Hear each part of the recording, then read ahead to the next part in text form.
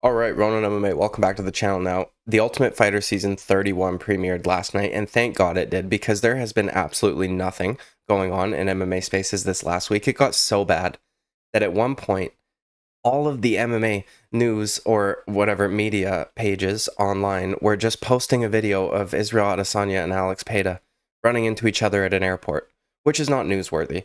Okay, so I figured I would just take a few days and wait until there was something of substance that I could talk about because I didn't want to be like a clickbait merchant. Okay, so now that something has happened, wasn't that great, but we can talk about it. We're going to recap and react to things that happened on the first episode of The Ultimate Fighter Season 31, Team McGregor versus Team Chandler. Okay, so before we get into it, please like and subscribe. I'd greatly appreciate it, dude. Let's just get right into it. Man, honestly, not the best. If I'm being brutally honest, I don't really like the whole reality TV show kind of, I don't know, platform, I guess you could say that they're using. Something else was that it was obviously they show the best moments in the trailers leading up to, but almost nothing crazy happened in that first episode there, aside from the fight, which typically now I will probably be watching entire episodes just so that I can cover it on here with you guys. But before this, I would never watch full episodes after like the first maybe 10 I would seasons, right? But after that, it got kind of boring and played out, and I would just essentially see who was fighting and then fast forward to the end of the episode so that I could watch that fight. I'm going to kind of start from the beginning, go over some moments that I thought were noteworthy or that I remembered, and then we'll, whatever, in chronological order, eventually get to the fight that ended up happening. So it starts off as normal, right? We meet the coaches, and man, it was funny because Michael Chandler immediately is kind of sucking Connor off a little bit. Oh, history just walked into the building, like all this nonsense. And I'm thinking, like, dude, shut up. Like, why are you doing this? Michael Chandler might have been the worst choice in terms of an opponent, not for Connor in the cage, because I think he's the best opponent, which is actually funny. With Chandler said something about that. But I think in terms of being a coach, where you want to have somebody that's adversarial, you want to have somebody who's going to be shit talking back and forth with some banter. Michael Chandler is the last person on earth I would expect to do a good job at that. With all due respect to Michael Chandler, he scripts out his post-fight speeches and stuff, right? Like he literally has to script them. He's not an off the cuff kind of guy. And because he's some super fucking hyper religious dude, he doesn't like to swear or anything like that. So anytime that there is gonna be banter, he is just gonna be getting verbally abused by Conor McGregor, and there's gonna be absolutely not a fucking thing he can do about it because he's not quick enough to come up with shit off the top of the noggin because he doesn't have any internal monologue, right? We covered this in the common opponent video. And he starts sucking him off, talking about how history, how iconic he is, all this shit. And then he goes, most guys crumble, right? And then they get in there and they start talking. And Chandler says, hey, I respect you a lot, man. This is the toughest fight you could have came back to, blah, blah, blah, blah, blah. This is not the toughest fight he could have came back to. You can keep telling yourself that to make yourself feel better. But in my opinion, the reason why Michael Chandler was chosen is not only because Justin Gaethje and Dustin Poirier said no to filming The Ultimate Fighter, but because he is the easiest opponent out of the top 5 or top, top 10 even of the lightweight division for Conor McGregor. I mean, it's, yeah, I don't think it's a good matchup for Michael Chandler, but either way, they start talking about that shit. And then, Connor says, oh, we'll do it at 185. And Chandler goes, if you want to do it at 185, we'll do it at 185. Connor just goes, yeah, you'll do what you're told. And then Chandler literally froze. And this is what I'm talking about. This is going to be the entire season. Chandler was just like trying to think of something to say, and he can't because there's no internal monologue. He's got to script shit out, and he can't. You're not going to know what he's going to say to you 3 days in advance to write a comeback. I mean, he's probably going to have some one-liners or jokes that he's prepared that he'll wait for opportune moments to maybe slide them in, but it just seemed like, man, you're just going to be getting verbally abused and you're going to have absolutely nothing to say, okay? And then the whole theme of it which they keep having to kind of mix it up because, you know, eventually the same old just gets boring.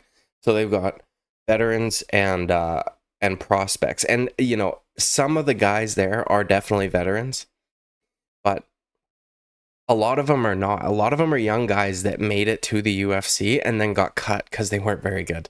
Okay, like Conor McGregor's own teammate Brad Katona, and Roosevelt Roberts, guys like this who just had extremely inconsistent performances and weren't able to compete at the highest levels, but did in fact make it to the UFC. These are both young guys, right? There was one guy in there though.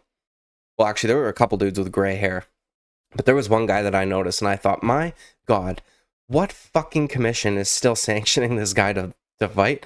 And perhaps he'll prove me wrong. Okay, but Jason Knight, I don't think should be anywhere near a fucking UFC octagon. I don't care if he's fighting guys that either got cut or have yet to make it to the UFC. I don't think he should fucking be here. Okay, he was not very good when he was around. He took a lot of damage. He has taken a ton of damage since then, right? He's competed in bare knuckle boxing and shit like this, getting fucking, I'm sure he's had wins over there, but he's taken a ton of damage. But either way, Chandler ended up with all the veterans and McGregor ends up with all the prospects. And, you know, it is what it is. I mean, it's fucking really not that good, man. I was a little disappointed. Now, something that I do want to touch on, I keep seeing people talking about this, Conor McGregor and his extracurricular activities. For the longest time, I thought it was annoying because, one, he wasn't so much in the public eye. We didn't have a lot of footage to go off of. There weren't a lot of interviews to base this off of. It was just people talking about his crazy Twitter rants.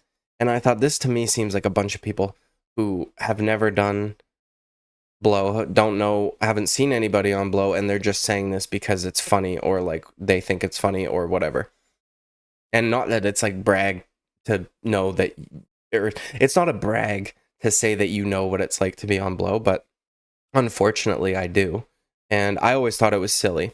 But now that we've seen a bunch of interviews of him leading up to, and I mean, the one with Ariel Helwani was probably the worst example of this, where that guy was, I know he's got a thick accent, my guy, but I can typically understand every single word he fucking says. He needed goddamn subtitles about as badly as Ozzy Osbourne does, okay? And we're all speaking the same language, right? I think he is full on, like, doing blow nonstop. And I don't know that there's much disputing that now. And now, something that I've noticed, and perhaps, and also steroids too. I don't, anybody who is trying to claim that he is still not on steroids, you're out of your fucking mind. There's a reason why he's having disputes and issues with USADA and getting back into the testing pool, because he wants to get in when he knows he'll be able to pass these tests. But regardless, something that I've noticed, okay, he never used to sound fucking nasally. Okay, and you might say, well, hey, dude, you sound fucking nasally. And that's true. Okay, that is true. The difference is that's what I fucking have sounded like for a very long time. I've got, my nose don't work too good, so I sound nasally. And someone then might say, well, hey, he's been hit in the face quite a few times too. He probably just has a broken nose or something also. The thing is, though, is that he's never sounded like this before. And he hasn't competed in a very long time. Okay, even leading up to the Dustin fight, the third one, after the third one, he didn't sound like this. He sounds like it now, though. He's extremely nasally, and it sounds like he's always stuffed up. Okay, that's what it sounds like. And if you know anybody or have been around people who are cokeheads, the next day, they typically sound pretty fucking nasally. They sound pretty clogged up. Because that's what it does. It just clogs up your sinuses or whatever the fuck. There's a way that you can kind of mitigate it a little bit by snorting a water bottle cap of water. And it's painful. Okay, it's painful. I'm not proud of this stuff.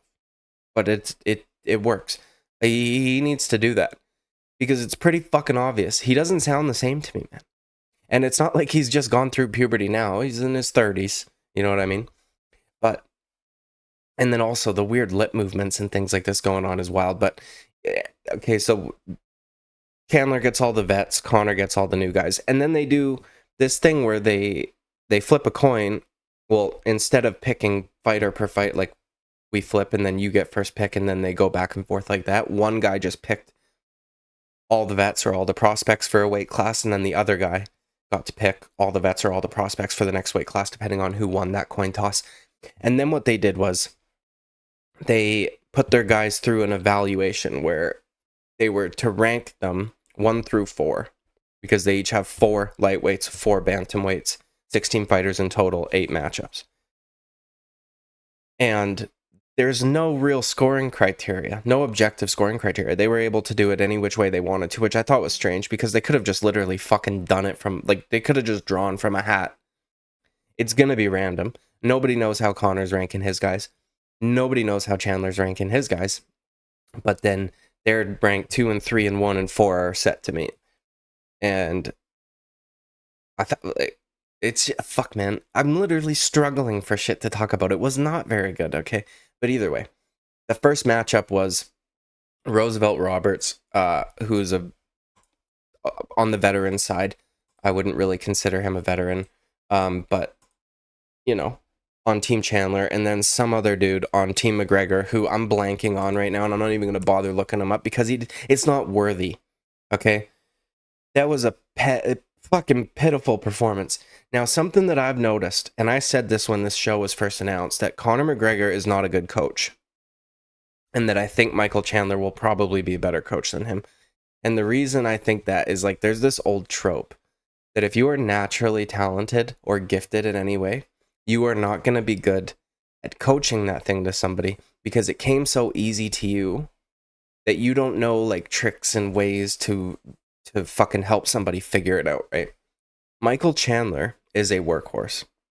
He is not gifted, right? He might have good genetics in terms of, like, his muscle inserts and shit like that, but he's not, and he's explosive, obviously, but those don't make you a good fighter, right? Everything else is hard work. He's put in a lot of time training to get his body to where it's at, and, you know, it's taken him a long time, and he's still not, in my opinion, one of the top lightweights in the world. Whereas you got a guy like Conor McGregor, who has all these natural, like, God-given abilities and or talents, right? Like his timing, his accuracy, his sight, like for head movement and shit like this, all these things combined are shit that he didn't really have to work for. They were already there, and then he just honed them in and used them for a specific skill set, which is his skill set, okay?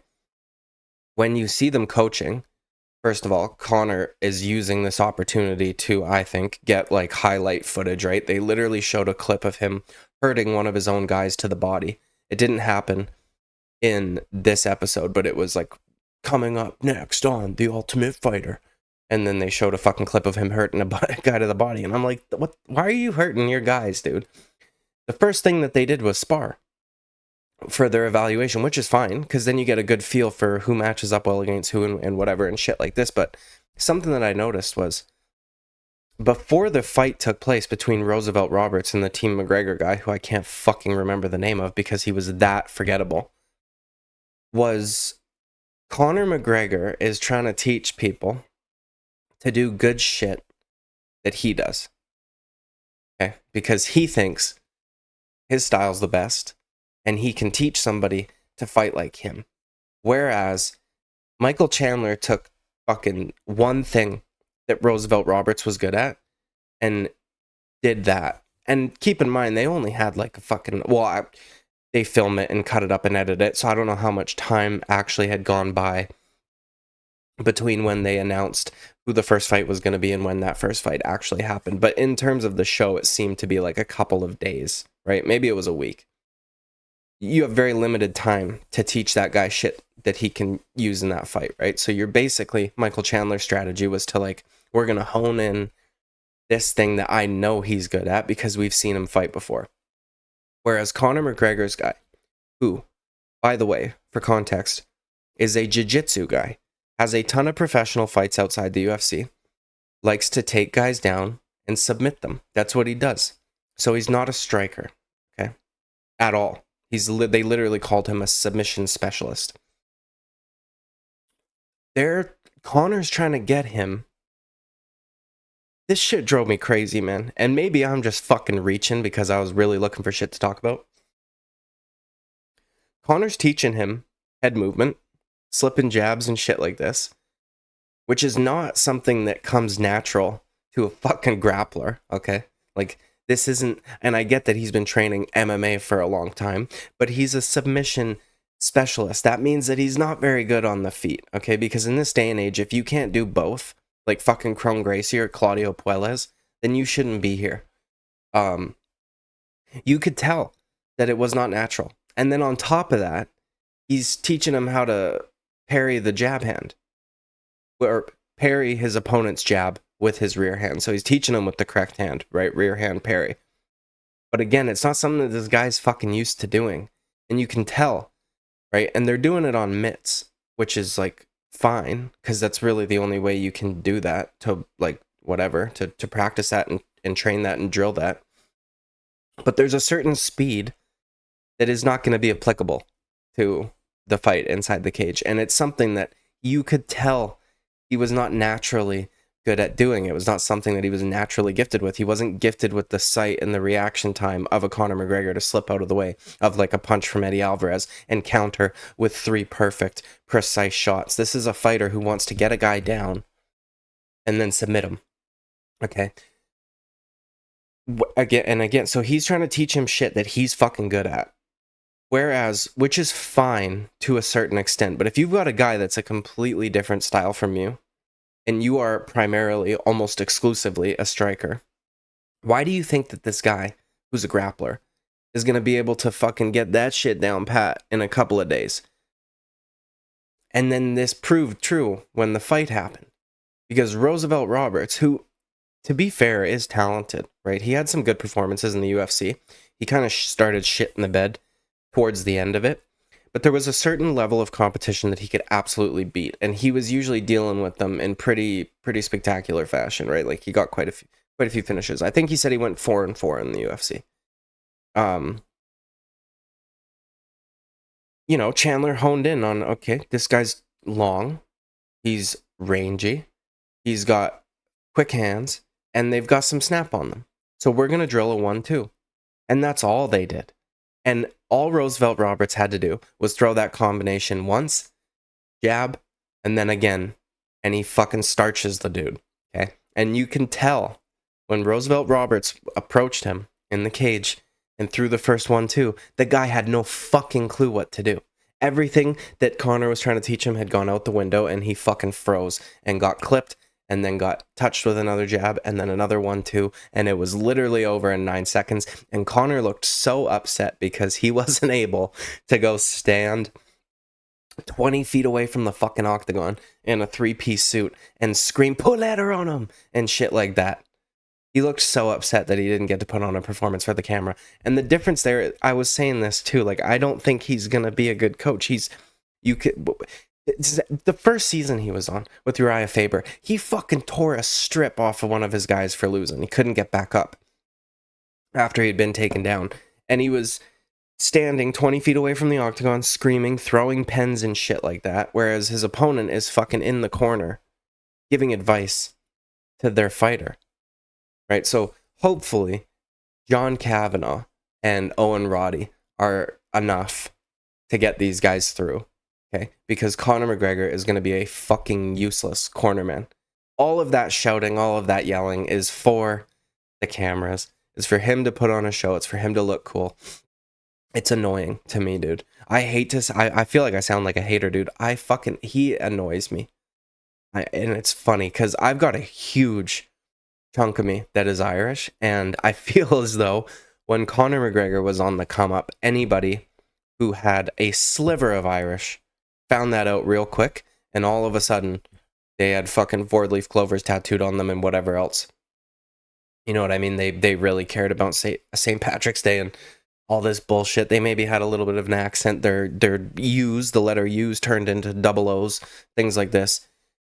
I just don't fucking like them that much, man. And I get that it's exciting and that it's like a spectacle and it brings attention to the sport and all this shit, but I could give a fuck less if he were to ever come back. He's done the good for the sport that he did, and that's all fine and dandy, dude. but yeah, I'm kind of sick of him if I'm being honest.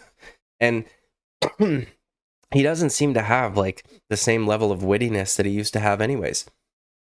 And to me, it was funny. There was an interview that he did with Megan O'Leary where they talked about, she asked him, well, why did you say yes to this, whatever?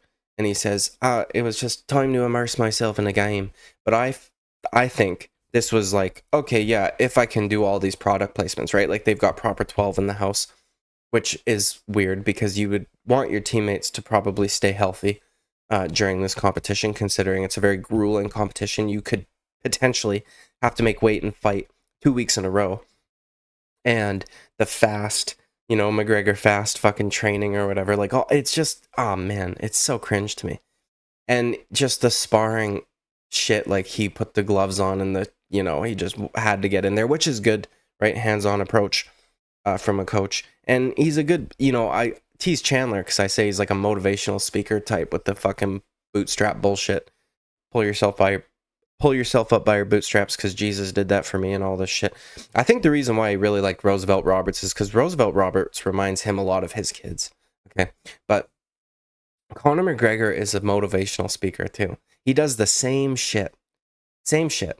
And I was hoping that we would get an altercation between the two in that first episode there, but it didn't really happen. And my phone is vibrating off the fucking hook, so I don't know what's going on, dude. But either way, that was a good performance by Roosevelt Roberts. That guy on McGregor's side was that was pitiful, and then he was bawling his eyes out, and then the producers baited him so hard by asking him if he had a message for his family. Because he left his wife and kids at home. Oh, that is so cruel. And then he started crying even more. It was kind of sad. And I could understand how fucking, I don't know, how that might affect you, right? I've got a wife and 2 kids. So if I had to leave them, I would be pretty upset. And if I went and got fucking flatlined in 9 seconds, I would probably be a lot upset, okay? But, yeah, man, that was fucking pathetic. And then, to be fair to Conor, he showed some humility. He says, I'm still with you to the end. We'll get back in practice. We'll get back in the gym. I'm still with you. And that was good because I remember him fucking tearing a strip off that one dude. Saying, like, you just don't have it or whatever and just fucking going at him. But anyways, dude, these are my opinions and takes, reaction, recap as to what happened on TUF Season 31. I will be doing a picks video soon. I kind of wanted to live stream it again like the same way that I did last fight night, but we'll see. There's not a whole lot to talk about, so I might just have to make that into a video. I just know that it's not going to get a whole lot of views. But anyways, like and subscribe. I'd greatly appreciate it. And I will see you at the next video. Bye-bye.